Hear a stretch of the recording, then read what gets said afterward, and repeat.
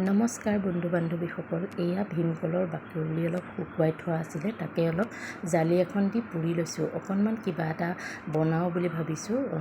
সকলোকে মোৰ চেনেলৰ অন্য এটা ব্লগলৈ স্বাগতম জনাইছোঁ। আহকচোন তেতিয়াহ'লে ভীমকলৰ বাকলিৰ খাৰৰ পৰা কি ৰেচিপি বনাওঁ আপোনালোকৰ লগতো অলপ শ্বেয়াৰ কৰোঁ। আচলতে বছৰৰ প্ৰথম এটা ৰেচিপি বনাবলৈ লৈছোঁ, বাঁহৰ গাজ। আপোনালোকে বাৰু বাঁহৰ গাজ ভাজি খায়নে? মই কিন্তু খাই খুব ভাল পাওঁ। আজি মই তাকে এয়া গাজ পাইছিলোঁ, তাকে বোলো অকণমান ভাজি লওঁ। তাৰ বাবে মই অকণমান ভিডিঅ' কৰি ৰাখিছোঁ আপোনালোককো দেখুৱাওঁ বুলি। আপোনালোকে ভাল পায় নে নাপায় কমেণ্টত জনাব দেই।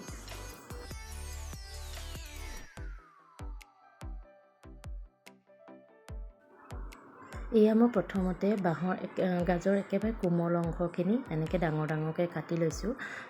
যিহেতু কোমল হয় খাব পাৰি, সেইবাবে মই এনেকৈয়ে কাটি লৈছোঁ। কিছুমানে পিছে খুব মিহিকৈ কাটি খায়, মই কিন্তু এনেকৈ অকণমান চকে হ'লে খাই বেছি ভাল পাওঁ। কাটি হোৱাৰ পাছত মই এইখিনি ধুনীয়াকৈ এবাৰ ধুই ল'ম। প্ৰথমতে ধুই ল'লে নুধুলেও হয়, কিন্তু মই আকৌ এবাৰ ধুই লৈছোঁ। ধুই এতিয়া মই চব্জিখন বনাম। আহকচোন তেতিয়াহ'লে চাই যাওঁ কেনেকৈনো বনাম। কেৰাহীখন পাতি কেৰাহীখন অলপ গৰম হ'বলৈ দিলোঁ। বিশেষ একোৱেই নাই, মা মছলা একোৱেই দৰকাৰ নাই, অকল খাৰ আৰু অকণমান পাঁচফোৰণ বা মেথি হ'লেই হৈ যায়। কেৰাহীখন গৰম হোৱা তেতিয়া মই তাতে অলপ মিঠাতেল দি দিছোঁ। তেলখিনি গৰম হোৱাৰ পাছত তাতে অকণমান মেথি দিম, বা পাঁচফোৰণো দিব পাৰি, বা আৰু অকণমান কেঁচা জলকীয়া লাগিব দেই। এতিয়া ইয়াৰ কেৰাহীত তেলখিনি গৰম হ'ল, অকণমান পিঁয়াজ দিছোঁ আৰু অকণমান মেথি দিছোঁ। মেথি আৰু পিঁয়াজ দি হোৱাৰ পাছত তাতে মই কাটি ৰখা গাজখিনি দি দিছোঁ।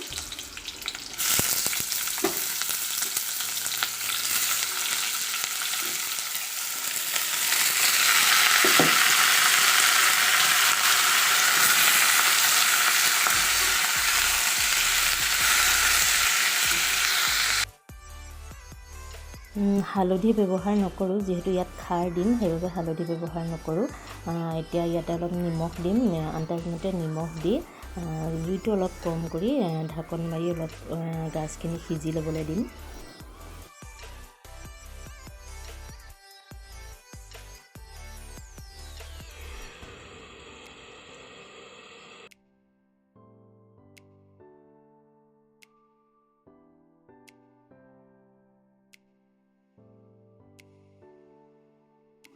পাঁচ 10 মিনিট ঢাকন মাৰি গাজখিনি সিজি হোৱাৰ পাছত মই বনাই ৰাখিছিলোঁ যে খাৰখিনি, সেই খাৰখিনি তাতে দি দিছোঁ। এতিয়া আৰু বেলেগ একো দিবলৈ দৰকাৰ নাই। 5-10 মিনিটমান আকৌ ঢাকন মাৰি ভালদৰে সিজিবলৈ দিলেই হৈ গ'ল। মা মছলা একোৱেই দৰকাৰ নাই। এনেদৰে আপোনালোকেও বনাই খাই চাবচোন, কেনেকুৱা পাই জনাব।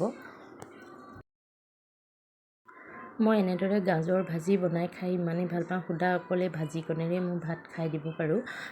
আপোনালোকে বাৰু ভাল পায় নে নাপায় ভিডিঅ'টো চাই বাৰু আপোনালোকে কেনেকুৱা পালে। বছৰৰ প্ৰথমবিধ পাচলি মই এনেদৰে বনাই খালোঁ আৰু আপোনালোকৰ লগতো ভাজিখন শ্বেয়াৰ কৰিলোঁ। আপোনালোকে বাৰু চাই কেনেকুৱা পালে জনাব কমেণ্টত। এয়া চাওক, একেবাৰে শেষত 15 মিনিটমানৰ পিছত ভাজিখন ৰেডি হৈ গ'ল। মই গেছটো বন্ধ কৰি দিছোঁ। এতিয়া কাঢ়ি হোৱাৰ পাছত এয়া ভাজিখন মই আপোনালোকক দেখুৱাইছোঁ। আপোনালোকে চাই বাৰু কেনেকুৱা পালে ভিডিঅ'টো জনাবলৈ নাপাহৰিব। যদি চাই ভাল পালে লাইক, কমেণ্ট, শ্বেয়াৰ আৰু ছাবস্ক্ৰাইব কৰিব।